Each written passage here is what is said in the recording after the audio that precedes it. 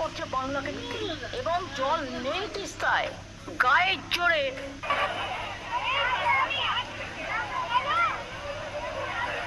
তিস্তা প্রকল্প চায়নাকে দেওয়া হচ্ছে এমনটাই শোনা যাচ্ছে, কিন্তু চায়না এই তিস্তা প্রকল্প নিয়ে কি করবে? কেনই বা তিস্তা প্রকল্প এতটা গুরুত্বপূর্ণ? চায়না তিস্তা প্রকল্প সম্পূর্ণ করতে পারলে বাংলাদেশের মানুষ কিভাবে লাভবান হবে? তো আজকের এই ভিডিওতে আমরা এই সকল প্রশ্নের উত্তরই জানতে চলেছি। ভিডিওটিতে লাইক দিয়ে বসে যান শেষ পর্যন্ত দেখার জন্য। বন্ধুরা, এই তিস্তা প্রকল্পটি তিস্তা নদীর উপরে করা হবে এবং এই প্রকল্পটি চায়নার অর্থায়নে করা হবে। মানে চায়না এই প্রকল্পটি করতে টাকাও দিবে, আবার তারা নিজেরাই করে দিবে। চীন বাংলাদেশ সরকারকে এই প্রকল্প সম্পর্কে অনেক আগে থেকে প্রস্তাবনা দিয়েছে। এখন বাংলাদেশ সরকার ফাইনালি এই প্রকল্প চীনকে দিয়েছে কিনা তা এখনো সঠিকভাবে জানা যায়নি। চলুন দেখি এই তিস্তা প্রকল্পে কি থাকবে। নাম্বার 1, তিস্তা নদী খনন। তিস্তা নদীতে ভারতীয় বাঁধের কারণে শুকনো মৌসুমে এটাতে পলি জমে জমে এই নদীর গভীরতা অনেকাংশে কমে গিয়েছে।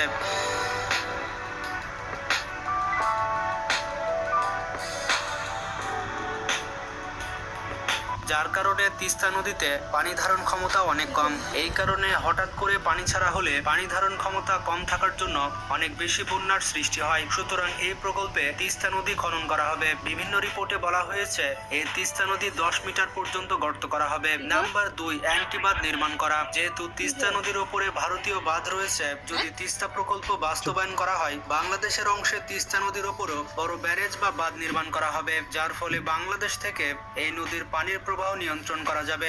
নাম্বার 3, আন্ডারগ্রাউন্ড জলাধার নির্মাণ। নদীর ধারণ ক্ষমতার অতিরিক্ত যে পানি, সেটি জলাধার নির্মাণ করে সেখানে রাখা হবে। বিশেষ করে শুকনো মৌসুমে এই জলাধারের পানি ব্যবহার করা হবে, যার ফলে নদীর নাব্যতাও ঠিক রাখা যাবে।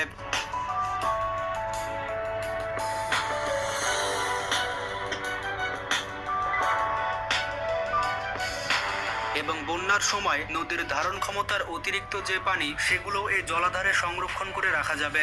আর এটার সাথে যদি কোনো বড় নদীর কানেকশন দেওয়া যায়, তাহলে বন্যার সময় এই জলাধারে যে পানিগুলো আসবে, সেই পানিগুলো সেই নদীতে পাস করে বন্যা অনেকাংশে প্রতিরোধ করা যাবে। নাম্বার 4, তিস্তা নদীর চারপাশে বাঁধ নির্মাণ করা। তিস্তা নদীর দুই পাশে প্রায় 173 কিলোমিটার পর্যন্ত বাঁধ দেওয়া হবে, যেটার ফলে এই নদীর তীরে নদী ভাঙনকে প্রতিরোধ করা যাবে।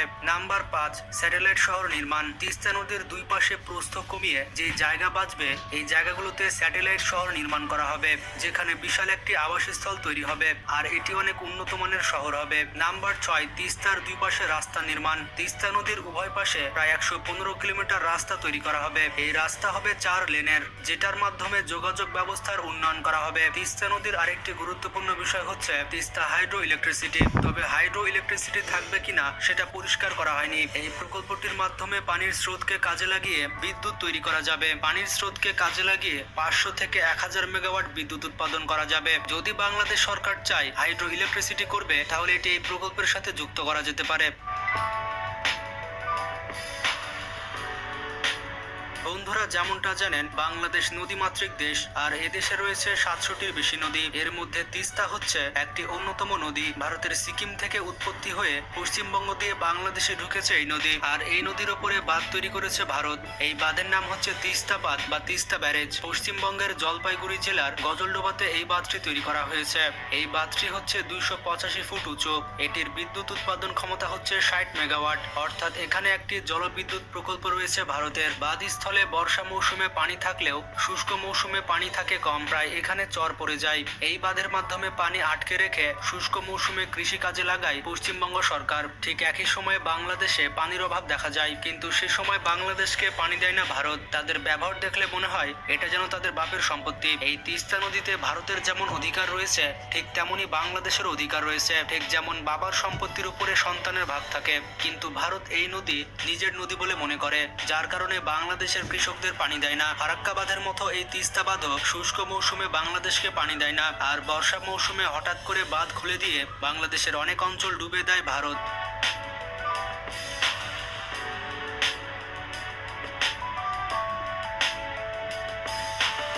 এই তিস্তা নদীর ওপরে ভারতের বেশ কয়েকটি বাঁধ রয়েছে। এই বাঁধগুলোর মধ্যে সব থেকে বড় বাঁধ হচ্ছে গজলডোবাই তিস্তা বাঁধ। এই বাঁধটি প্রায় 1 কিলোমিটার লম্বা। প্রধান বাঁধে রয়েছে 45টি সুইচ গেট, আর বর্ষার সময় সবগুলো সুইচ গেট খুলে দেয় ভারত। এতে করে বাংলাদেশের অনেক অঞ্চল পানির নিচে ডুবে যায়। এক কথায় বলা যায়, ভারতের তিস্তা বাঁধের কারণে প্রতি বছর বাংলাদেশের প্রায় কয়েক হাজার কোটি টাকার ক্ষতি হয়। বিশেষ করে বাংলাদেশের নীলফামারী, রংপুর, দিনাজপুর এই জেলাগুলোতে ব্যাপক ক্ষয়ক্ষতির সম্ভাবনা দেখা দেয়। আর ভারতের এই তিস্তার ক্ষয়ক্ষতি প্রতিরোধ করার জন্য চীন সরকার বাংলাদেশকে একটি প্রস্তাব দেয়, আর সেটি হচ্ছে তিস্তা সেচ প্রকল্প বা তিস্তা প্রকল্প চালু করা। অর্থাৎ চীন যদি আমাদেরকে তিস্তা প্রকল্প চালু করে দেয়, তাহলে এই প্রকল্পের অধীনে বাংলাদেশ গ্রীষ্মের সময় অর্থাৎ গরমের সময় অনেক বেশি পানি পাবে, যে পানি দিয়ে শুষ্ক মৌসুমে বাংলাদেশের কৃষকরা ফসল ফলাতে পারবে। এর ফলে বাংলাদেশের ভূগর্ভস্থ পানি শুকিয়ে যাবে না, পানির লেয়ার উপরেই থাকবে। এতে করে বাংলাদেশের তাপমাত্রা অনেকটাই কমে যাবে। এছাড়া বর্ষার সময় ভারত যখন তাদের গেটগুলো খুলে দিবে, তখন কিন্তু বাংলাদেশে বন্যা হওয়ার সম্ভাবনা থাকবে না,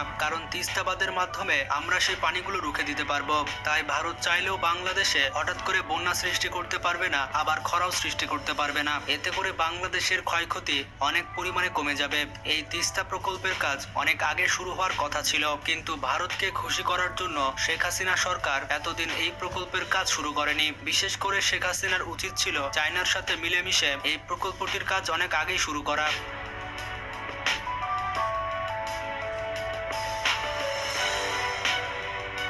কিন্তু শেখ হাসিনা ভারতের বিরুদ্ধে কখনোই এই কাজটি করেনি, কারণ তিস্তা প্রকল্পে চীন সহায়তা করলে সেখানে খুশি হতো না ভারত। ভারত সরকার সব সময় চায় যেন চীন বাংলাদেশের থেকে দূরে থাকুক, ফলে চীনকে কোনোভাবেই বাংলাদেশে ঢুকতে দেবে না ভারত। আর এই কারণে তিস্তা প্রকল্প থেকে চায়নাকে এতদিন দূরে রাখা হয়েছিল।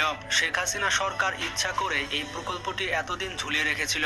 এরপর শেখ হাসিনার পতনের পর বাংলাদেশের রাজনীতির পরিবর্তন ঘটে এবং বাংলাদেশের ক্ষমতায় বসে অন্তর্বর্তী সরকার ডক্টর মোহাম্মদ ইউনূস। আর ডক্টর মোহাম্মদ ইউনূস অনেক যোগ্যতা সম্পন্ন একজন ব্যক্তি। তিনি ক্ষমতায় আসার পরপরই চীনের রাষ্ট্রদূতের সাথে মিটিং করেছে এবং এই মিটিং এ প্রকল্পটি দ্রুত শেষ করার আহ্বান জানিয়েছেন। হয়তো আগামী 1-2 বছরের মধ্যে আমরা দেখতে পাবো তিস্তা মহাপ্রকল্পের কাজ শুরু হয়ে গিয়েছে। এই তিস্তা প্রকল্প শেষ হয়ে গেলে এখানে পর্যটন কেন্দ্র তৈরি হবে এবং সারা দেশ থেকে মানুষজন এখানে ঘুরতে আসবে। এছাড়া বাংলাদেশ চাইলেও ভারতের মতো এখান থেকে জলবিদ্যুৎ উৎপাদন করতে পারবে, অর্থাৎ পানির স্রোতকে কাজে লাগিয়ে এখান থেকে বিদ্যুৎ উৎপাদন করা সম্ভব। এবং তিস্তা ব্যারেজের উপরে বাংলাদেশ চাইলে রাস্তাও তৈরি করতে পারবে।